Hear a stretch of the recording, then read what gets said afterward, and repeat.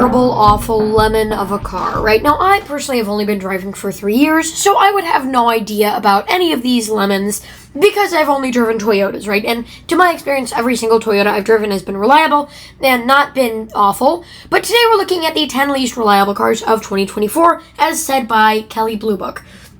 Why not trust Kelley Blue Book? I mean, KBB is seriously, like, one of the most valued car sources ever, right? So if any of this is wrong, blame Kelley Blue Book, right? But seeing the cars that are on this list, I did like a belly laugh because they're every single car that I would expect to be on this list, right? So this is the top 10. Remember, this is not like cars that I think is unreliable. This is ranked the least reliable cars of 2024. This isn't like objective. No. This is problems, issues, reports. Kelley Blue Book. This is that. This is top 10, right? Which means number 10 is going to be the absolute worst, right? No, number 1 is going to be the worst. Anyway, starting off at number 10, it's the Jeep Wrangler. These, is it really a big surprise? This company is owned by Stellantis. Jeep is owned by Stellantis. And Stellantis has some good companies like Jeep, Dodge, Chrysler, and Dodge and Ram. And then they also have Fiat and Alfa Romeo, 2 brands not really known for their reliability. So it's not a huge surprise to see a Stellantis product on this list. There's also the Jeep Grand Cherokee on this list, topping in at number 9, so 10 and 9 right there. The next car on this list is actually German. It is the Volkswagen Jetta. It's not a huge surprise to see this on there. Volkswagen has been digging themselves into a very, very, very deep hole over the past few years, getting into run-ins with their union, closing plants, switching up jobs, playing life on the edge of their seat, if you will. And I'm not surprised to see them not doing very well in these tests and reports. Their car quality has really slacked over the past 10 years, right? If I were to buy right now a used 2010 Jetta, I'm sure it would be perfectly reliable and last me almost the rest of my life, right? TDI Jetta, always been super reliable. Nowadays, not really. They're not built properly. There are some issues with them. And they're not really looking to sell Jettas anymore, right? Because remember, sedans were all the rage in 2010. In fact, if you look at like the cheaper cars, they were sedans not because they were cheaper to make sedans. They were sedans because people wanted sedans, right? Nowadays, people don't really want sedans. In fact, the Jetta is the last Volkswagen sedan left. They've already gotten rid of the Passat. They've already gotten rid of all the other, the Phaeton. They've gotten rid of the CC. So many others that are just gone. The EOS, even though that doesn't really count. So yeah, the Jetta is really the last of the 4-door sedan-like vehicles from Volkswagen, and right now, it's number 8 on the list, so I guess it's not number 1, but still. Also, Nissan Frontier. The Nissan Frontier is even worse, clocking in at number 6. Can you absolutely believe that? Number 6. Nissan. I always thought that Nissan will, not really thought, like I've seen them have more and more issues over the years, but it's just a surprise to see a Japanese car company, which, again, CVTs, they've had, I don't know which area I'm talking about, cars or technology, right? Their CVTs have had issues. They've had massive, major issues. But, I didn't really expect them to see them on this list, right? Because I would think that, a Japanese automaker that cares about their vehicles and makes a couple slip-ups occasionally would definitely not be, beat out of the worst cars by, like, GM. Surprisingly, there's not a lot of GM vehicles on this list, which blew me away. I was surprised to see that there was no GM vehicles on this list. Very, very, very surprising. There is one from every other American brand, so yeah. And also, the next one, remember, number 6, number 5 is the Jeep Grand Cherokee. Another Stellantis product, and this is the Grand Cherokee L rather than the regular Grand Cherokee. I don't know why it's higher on the list. I'm guessing one component was just slightly better as it was swapped in from a different Fiat piece of crap car. So, technically, not this one was better, but the other one was better and this one's worse. So, yeah, I guess. Don't buy any Jeep products. The next car on this list is the Rivian R1T. Now, Tesla, when they first came out, their cars were shit. They were absolutely horrid and awful. They had build quality issues. They still do, by the way.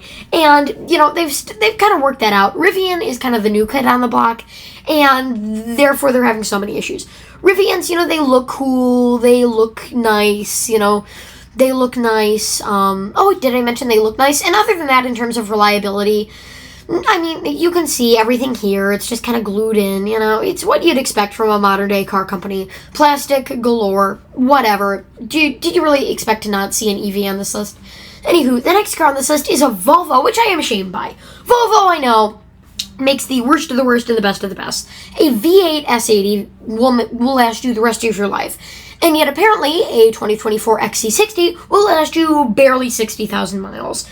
Just an awful car. I mean, these have issues, they're terrible. The XC60 is really the volume seller for Volvo, as it's their smallest crossover, aside from the C30 and XC40. And, you know, you would think this is in this similar class to the RAV4, so you would think that they would put more thought into it, but no, not at all. It's had major reliability issues, and it's always had that, right? Since like 2009 when it came out, it's always been kind of their least reliable vehicle.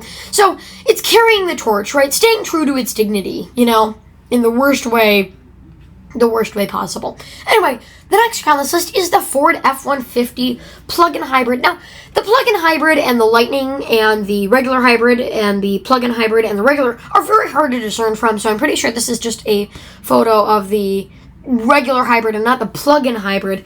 But, yeah, or maybe they don't make it, I don't know. Anyway, essentially, they're not good vehicles. I mean, Ford is my favorite American car company. I don't know why I'm drawn to Ford. I think it's just because, you know, growing up in Oregon, there were a lot of Ford Explorers there. Not any on my personal street in Oregon. You know, I was homeschooled, so, you know, that's kind of where I stayed a lot.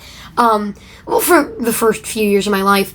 But, you know, I didn't really expect to see a lot of Fords on this list. Like I said, I love Ford, but when it comes to hybrid and EVs and all that crap, it's just awful. They really don't know how to do it. They're hybrids, aside from the C-Max. The C-Max was decent. Anything after that was kind of garbage and trash. The next car on this list, which is number 2 already, is another Volkswagen. It's the Taos. Now, the Taos. The Taos is kind of Volkswagen's volume seller, as the Atlas is bigger, the Taos is smaller. But I don't really... I don't know. Volkswagen, like I said, their quality has been slipping. You know, like, it was okay when people bought German cars when they were reliable. Now they're just as, now Volkswagen is just as unreliable as Audi, right? In fact, Volkswagen even beat Audi on this list. Can you believe it?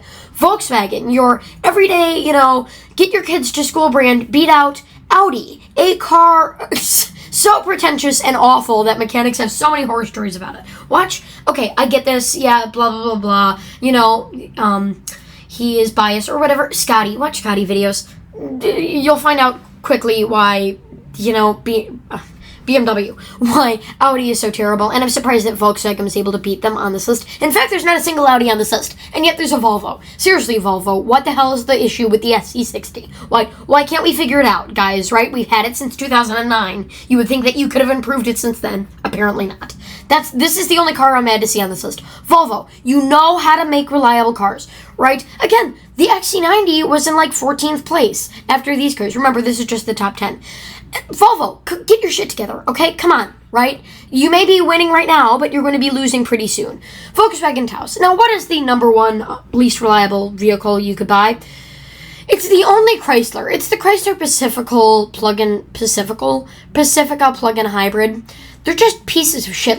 Believe it or not, Kia was one of the first ones to pull this off. They said, if our car sets on fire, which was the Telluride, for us building a shady car, park it outside. That's kind of what Chrysler did. They said, if you own one of these plug-in things, it may spontaneously combust in your garage, so park it outside. Seriously, I don't know why this thing sells so well. This thing is the slowest selling car, but the Pacifica itself sells decently well, and I still don't understand that. It is just a piece of shit. It's a piece of shit. Anyway, so yeah, these were the least reliable cars of 2024. Is anyone here surprised? Anyone at all?